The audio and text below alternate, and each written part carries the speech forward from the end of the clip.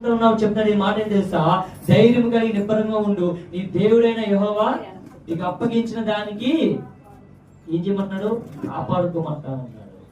నువ్వు కాపాడుకోవాలి, నీ బిడ్డను నువ్వు కాపాడుకోవాలి, నీ భార్యను కాపాడుకోవాలి, నీ సంసార జీవితం కాపాడుకోవాలి, నీ వ్యక్తిగత జీవితం కాపాడుకోవాలి, నీ మనస్సాక్షిని కాపాడుకోవాలి, నీ హృదయాన్ని కాపాడుకోవాలి, నీకు ఇచ్చిన జీతాన్ని కాపాడుకోవాలి. హల్లెలూయా. ఈరోజు ఎంతమంది ఉన్నారని జీతాలు కాపాడుకున్నారు? వారానికి అంచనా 4,000 సంపాదించావు అనుకోండి, ఈ 4,000 కాపాడగలుగుతున్నావు నువ్వు? ఈ 4,000 తగ్గట్టుగా 4,000 అప్పు ఉంటుంది. హల్లెలూయా. ఈరోజు చాలా వరకు దాన్ని కాపాడుకోలేకపోతున్నారండి. సొలొమోనుకి దేవుడు దావీదు ఎన్నో మాటలు చెప్పారు, కానీ తుదకి ఆ మాటలు ఏదైతే చెప్పాడో ఆ మాట వ్యతిరేకంగా చేసుకొచ్చారు. దావీదు చెప్పిన మాటలన్నీ కూడా దైవభక్తిమైన మాటలు.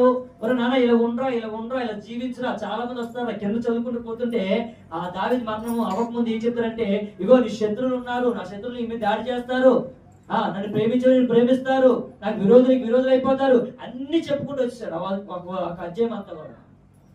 లాస్ట్కి సొలొమోనుకి దావీదు మాట తెలుసా? నువ్వు దేవునికి విసర్జించేవాడుగా